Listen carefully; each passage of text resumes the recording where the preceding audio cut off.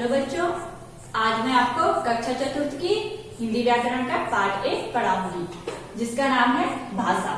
तो भाषा हम किसे कहते हैं? अपनी बात को कहना और दूसरे की बात को समझना ही भाषा कहलाता है। तो आज हम भाषा के अंतर्गत पढ़ेंगे भाषा की परिभाषा, भाषा के रूप, लिपि की परिभाषा, व्याकरण की परिभाषा और भाषा के अभ्यास प्रश्नों को। नंबर 1 हम लिखेंगे भाषा की परिभाषा। विचारों के आदान प्रदान को भाषा कहते हैं। तो जो हम अपने विचारों का आदान प्रदान एक दूसरे के साथ करते हैं, उसी को ही हम भाषा कहते हैं। नंबर 2 पढ़ेंगे भाषा के रूप। भाषा के मुख्य 2 रूप हैं। पहला है मौखिक रूप अर्थात बोलकर, और दूसरा है लिखित रूप अर्थात लिखकर। मौखिक रूप, जब विचारों का आदान प्रदान बोलकर किया जाता है तो वह भाषा का मौखिक रूप कहलाता है, जैसे भाषण देना या कविता पढ़ना। लिखित रूप, जब विचारों का आदान प्रदान लिखकर किया जाता है तो वह भाषा का लिखित रूप कहलाता है, जैसे गृह कार्य करना और पत्र लिखना। जो लोग बोल व लिख नहीं पाते हैं, वो इशारों के माध्यम से अपनी बात को दूसरों को समझाते हैं और खुद भी इशारों के माध्यम से समझते हैं। जैसे क्या है, एक लड़के का दूसरे लड़के को इशारों के द्वारा बुलाना, या गार्ड का हरी झंडी दिखा के रेलगाड़ी को चलाने का निर्देश देना। तो ये भाषा का प्रयोग हम सांकेतिक भाषा के रूप में करते हैं, लेकिन ये भाषा का रूप मान्य नहीं है, क्योंकि संकेत कई बार सही अर्थ नहीं दे पाते हैं। लिपि की परिभाषा, भाषा को लिखित रूप देने वाले निश्चित चिन्ह लिपि कहलाते हैं।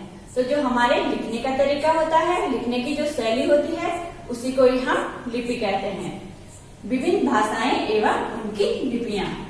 भाषा लिपि, हिंदी भाषा की देवनागरी लिपि होती है, अंग्रेजी की रोमन लिपि, पंजाबी भाषा की गुरुमुखी लिपि है, उर्दू की फारसी, जर्मन भाषा की रोमन लिपि है, संस्कृत भाषा की देवनागरी, अरबी भाषा की फारसी।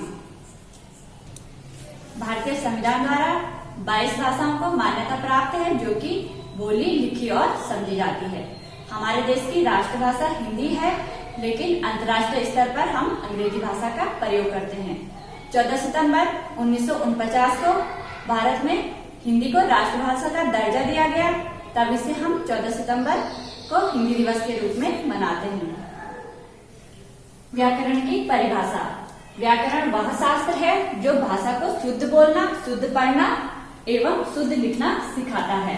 तो व्याकरण हमें भाषा के नियमों को बताता है कि हम किस प्रकार से भाषा को शुद्ध रूप में लिख और पढ़ सकते हैं। अब हम भाषा के अभ्यास प्रश्नों को शुरू करते हैं। प्रश्न नंबर 1, निम्नलिखित वाक्यों को सही शब्द से पूरा कीजिए। इसमें है का, भाषा विचारों के डैश का साधन कहलाती है। तो इसमें हम लिखेंगे भाषा विचारों के आदान प्रदान का साधन कहलाती है। खा, भाषा के मान्य रूप हैं। तो भाषा के मान्य रूप कौन कौन से हैं, वो हम इसमें लिखेंगे मौखिक,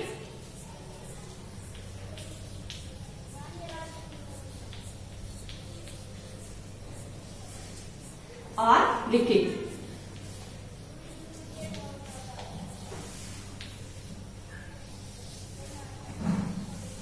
गा, भाषा को लिखित रूप देने वाले निश्चित चिन्ह कहलाती है।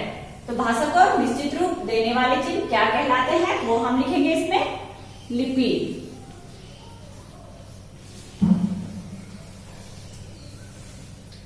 भाषा को लिखित रूप देने वाले निश्चित चिन्ह लिपि कहलाती है। घा, डैश भाषा को शुद्धता प्रदान करता है। तो भाषा को शुद्धता क्या प्रदान करता है, वो हम लिखेंगे व्याकरण भाषा को शुद्धता प्रदान करता है। गाम, डैश भारत की राष्ट्रभाषा है। तो भारत की राष्ट्रभाषा क्या है, वो हम इसमें लिखेंगे हिंदी भारत की राष्ट्रभाषा है। अब हम प्रश्न नंबर 2 शुरू करेंगे।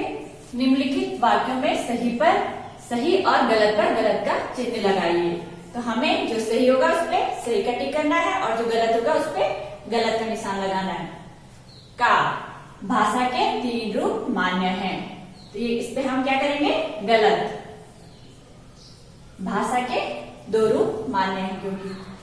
खा, मनुष्यों के अलावा पशु पक्षी भी विचारों का आदान प्रदान विभिन्न भाषाओं में ही करते हैं, तो ये इसमें हम करेंगे गलत, क्योंकि मनुष्य के अलावा पशु पक्षी अपने विचारों का आदान प्रदान बोली के माध्यम से करते हैं।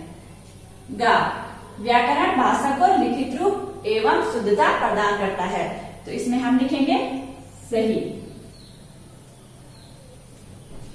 घा, प्रत्येक भाषा की अपनी लिपि होती है, इसको भी हम करेंगे सही, प्रत्येक भाषा की अपनी लिपि होती है। गा, अंतर्राष्ट्रीय भाषा का स्तर अंग्रेजी भाषा को प्राप्त है, तो इसमें हम लिखेंगे सही का निशान, क्योंकि अंग्रेजी भाषा को अंतर्राष्ट्रीय भाषा का स्तर प्राप्त है।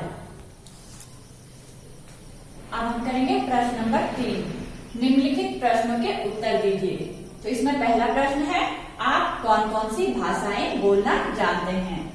इसका उत्तर हम लिखेंगे, हम हिंदी व अंग्रेजी भाषाएं बोलना जानते हैं। इसमें दूसरा प्रश्न है, लिपि की आवश्यकता क्यों पड़ी? तो इसका उत्तर हम लिखेंगे, भाषा को निश्चित चिन्हों द्वारा लिखित रूप देने के लिए लिपि की आवश्यकता पड़ी। इसमें प्रश्न नंबर 3 है, व्याकरण हमें क्या सिखाता है? इसका उत्तर हम लिखेंगे, व्याकरण हमें भाषा को शुद्ध बोलना, शुद्ध पढ़ना और शुद्ध लिखना सिखाता है। यहाँ पे आपका पाठ समाप्त होता है। अब आप इस पाठ को पुनः दोहराएंगे और इसको अपनी कॉपी पे करेंगे।